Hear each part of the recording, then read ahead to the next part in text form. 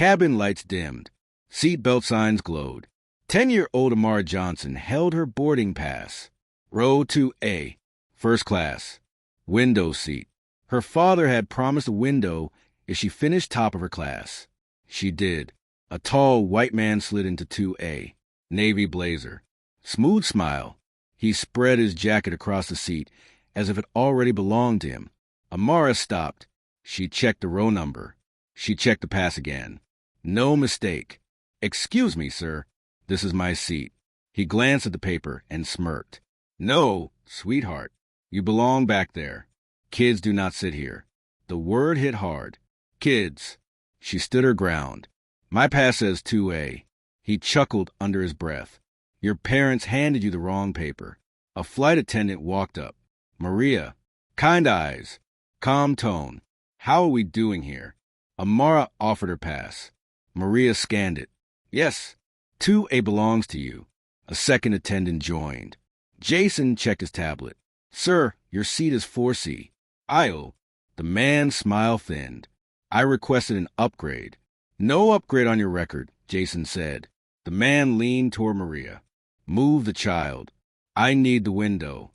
I get airsick. She will be fine in 4C. Maria did not budge. "Sir, we will seat everyone per the manifest." "Miss Johnson, 2A. Please take your seat." The man held the armrest with his elbow. "I will sit here until a supervisor arrives." A deep voice came from the jet bridge. "Good evening." Marcus Johnson stepped into the cabin. Black polo, dark jeans, a simple gold bracelet at his wrist. Calm filled the space around him. "Daddy," Amara said. Marcus took in the scene. He thanked the crew with a nod. Then he faced a man. "You asked the child to surrender her seat. You tried to force it with a lie. You will move now." The man puffed up. "I sit here all the time." "You know nothing about me," Marcus said. "Stand up." The cabin went silent. The captain watched from the cockpit door. A gate supervisor checked the manifest and backed the crew. "Sir," for C is open. The man yanked his jacket. His briefcase brushed Amara's shoulder. She did not flinch. She met his eyes. Then she slid into 2A, tucked her backpack under the seat, and buckled in. Marcus leaned toward her. "You all right?" "Yes." "You did well." At minute 4 of the video, place on screen. Watch till the end to see what happened to Amara and to Victor. Subscribe to Black Voices. These are life lessons. The plane pushed back. People whispered.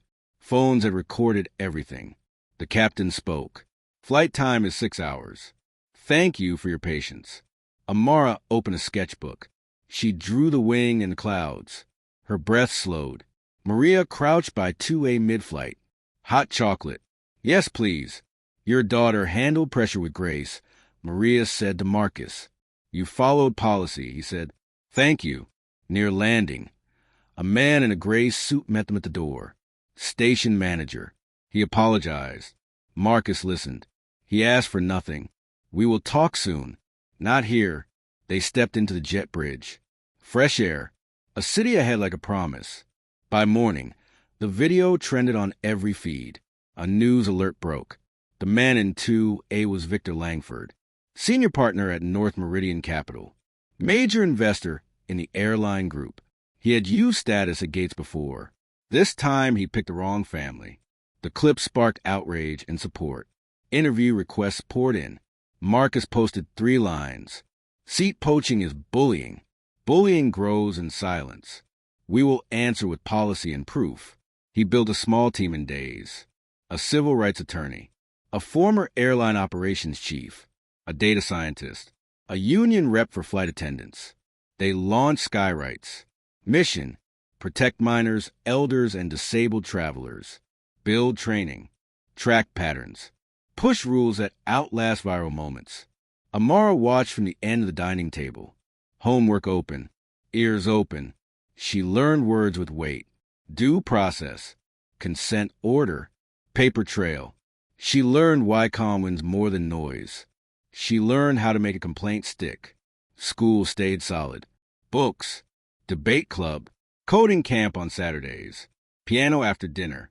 Her mother, Renee, kept the house steady. Bedtime held. Chores held. Laughter held. At 14, Amara learned to fly gliders. A volunteer instructor taught lift and discipline. She learned checklists. She learned respect for crews. A long runway began to look like hope.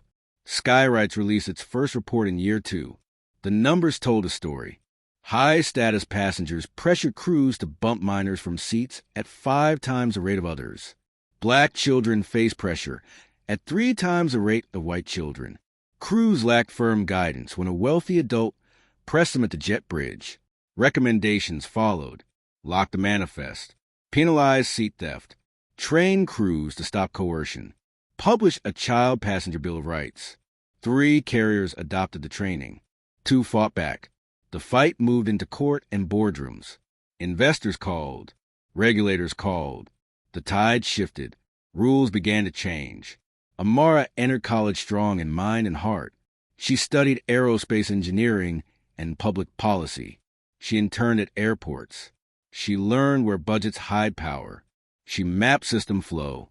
She never forgot row 2A. One late night, she built a model to predict boarding conflicts. It flagged pressure zones by minute. It showed when bullying tends to hit. Her professor circled her name on the whiteboard.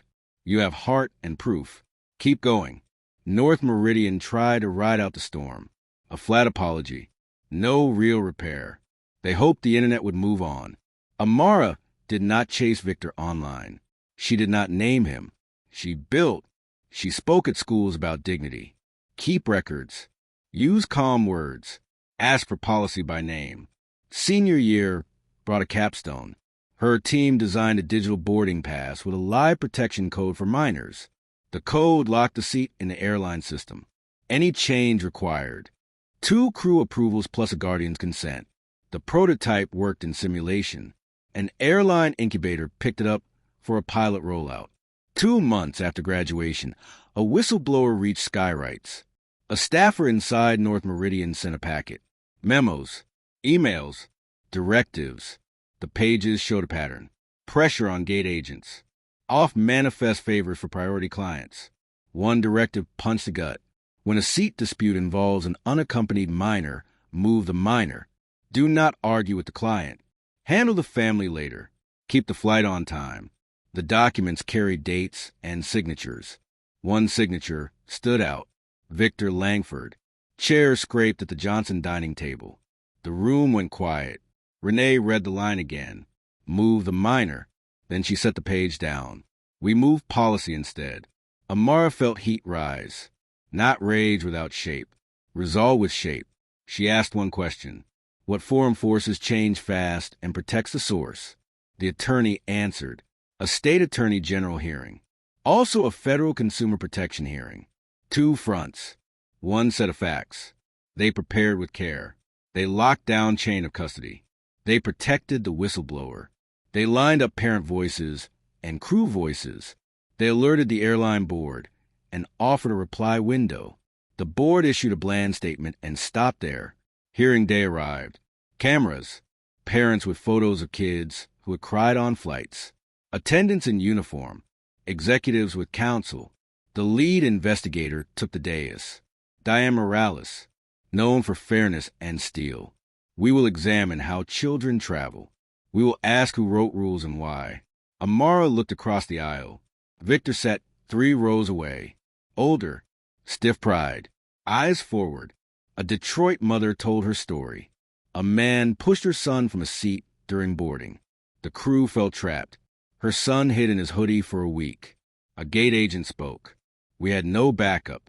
We heard, keep wheels up at any cost. Diane called Amara. She took the mic. I was 10 when a man tried to take my seat. He felt sure the world would back him. Policy must stop that. Not trending clips. Policy. She shared the data. She explained the protection code.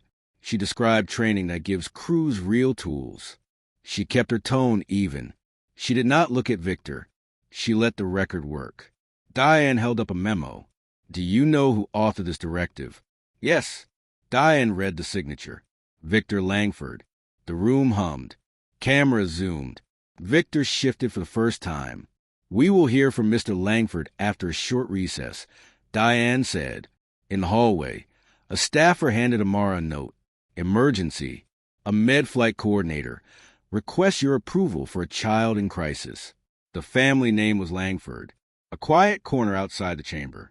The Skywright's attorney placed a call on speaker. The coordinator's voice shook. A 5-year-old named Emily needs a transfer tonight. Complex heart condition. Fastest route uses a partner aircraft under your emergency network. The grandfather submitted full data. The family requests privacy. Name of the grandfather. The attorney asked. Langford. Amara closed her eyes for a beat. This was a child. Duty came first. She asked for medical details. Timeline. Hospital names. Clearance codes. Pilot availability. Weather. She verified each step with the attorney. He nodded. Approve if the docs check out. We protect children. All children. Proceed. Amara told the coordinator. Send updates in writing. Keep the loop tight. Keep the press away. The child comes first. They returned to the hearing. Diane swore in Victor. Questions started simple and moved toward the memo. He had served on the airline board. He had overseen customer experience for a quarter. He had pushed on-time departures as a top goal. Did you approve this directive? I approve the language. A team lead drafted the first version. Did you know the directive harmed minors? Harm is a broad word. Children lost seats to adults who use status as a weapon, Diane said. Do you dispute that? I do not endorse bullying. I support efficiency. You wrote move the minor. Do not argue with the client. Those words gave cover for bullying. Context matters, he said. Here is context, Diane said. She read 3 short statements from reported kids who had cried for an hour in silence. Do you accept responsibility? He stared at the table. Silence stretched. Do you accept responsibility? Yes. Do you support a federal child passenger bill of rights? Yes. The day rolled on. Crew voices, parent voices, expert voices. The airline board chair pledged to adopt the protection code. Fines for seat theft, public reporting, union input in training, data releases. The room felt the shift. During a break, Victor approached Amara. His face looked worn. Miss Johnson, my family filed a med flight request for my granddaughter. I am not asking for favors. I want to say I am sorry for what I did to you. I am sorry for what those memos did to other children. Words moved harm into motion. I see that now. I approve the flight, Amara said. A child's life rises above our history. Thank the teams who fly through storms at 3 a.m. Thank the nurses who hold tiny hands. Thank the crews who never trend, but save lives. I will, he said. The hearing closed for the day. Diane spoke to the cameras. Policy must protect the smallest voice first. Findings will follow in 30 days. Night fell. The med flight crossed the sky with smooth air. Wheels down. Patient stable. Transfer complete. The message reached Amara's phone. She exhaled. Keep watching to see who wrote the memo. Tap subscribe to follow the fallout. 30 days later, the findings landed. A consent order fined the airline group for past harm. It barred seat changes for minors without guardian consent plus 2 crew approvals. It required public reports of seat conflicts. It added union input to training. It funded Skywrights in an oversight role for 3 years. It barred investor pressure on gate decisions. Teeth in the rules. Would you forgive Victor? Stay till the end to see the choice. Subscribe to learn the outcome. North Meridian took fresh heat. The board opened a review. Resignations followed. Victor stepped down from the firm and from the airline board. His public letter admitted failure and pledged support for reform. He named Amara and Skywrights and thanked them for putting children first. Reporters tried to bait Amara into a victory quote. She offered one line.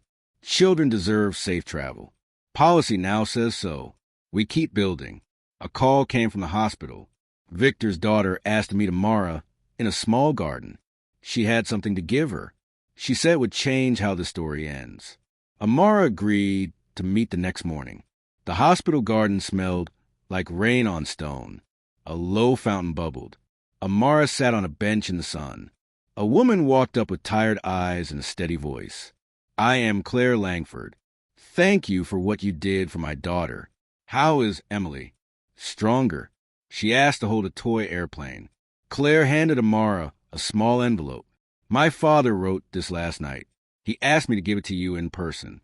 Amara opened the letter and read, "Miss Johnson, I took your seat when you were a child.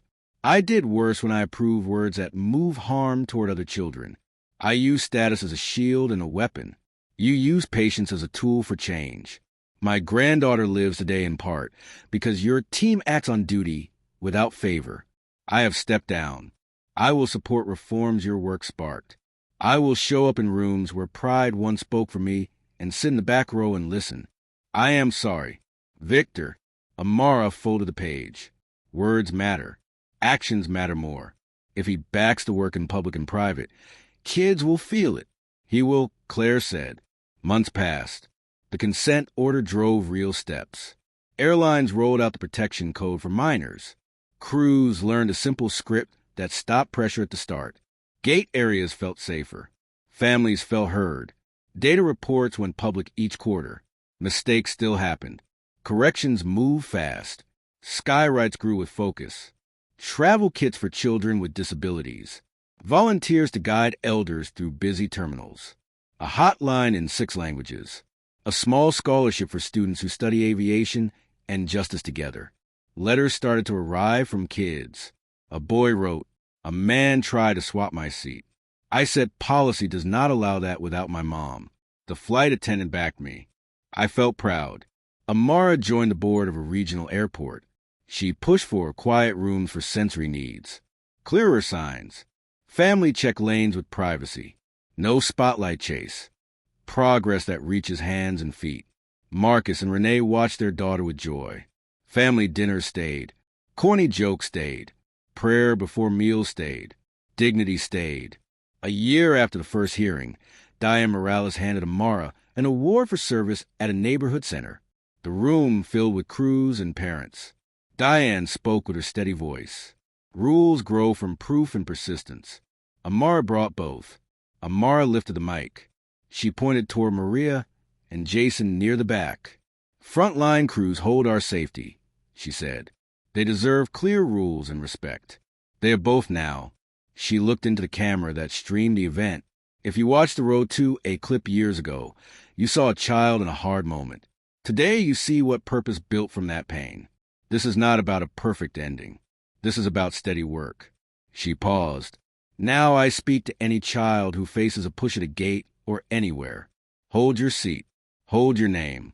Keep your records. Speak with calm. Ask for policy by name. Find adults who protect you. You deserve safety and respect." Across town that night, Victor sat in the back row at a church basement forum on air travel access. Folding chairs. Old coffee. Parents spoke. A flight attendant cried while sharing a day she still carries. Victor did not speak.